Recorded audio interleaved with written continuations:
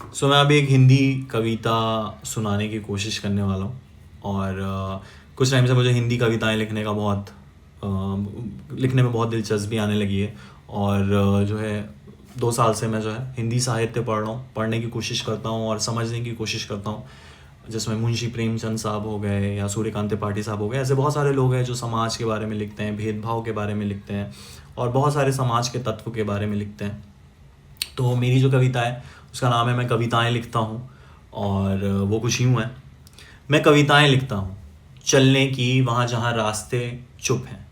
मैं कविताएं लिखता हूँ ठहरने की उन ठिकानों पर जहाँ नींद भी डरती है रुकने से।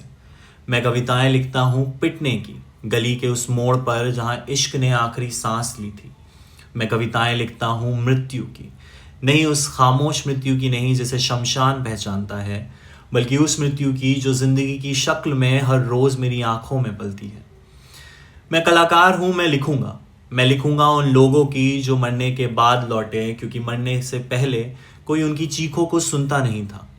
मैं लिखूंगा उन आशिकों की जो सड़कों पर पड़े मिले, कब्रों से भी बदतर मोहब्बत में मरे मिले। मैं लिखूंगा उन लड़कियों की जो जिंदा जला दी गई घरों में, रिश्तों में, संस्कारों के ताप में।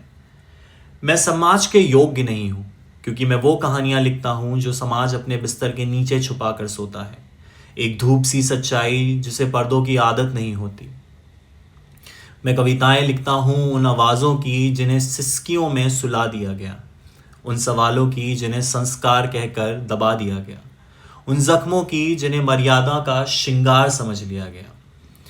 मेरी कविताएं शब्दों की दस्तक नहीं हैं, बल्कि खामोशी की वो चीख हैं जो तुम्हारे दिल के शीशे पर उंगली से हक लिखकर चली जाती हैं। Thank you.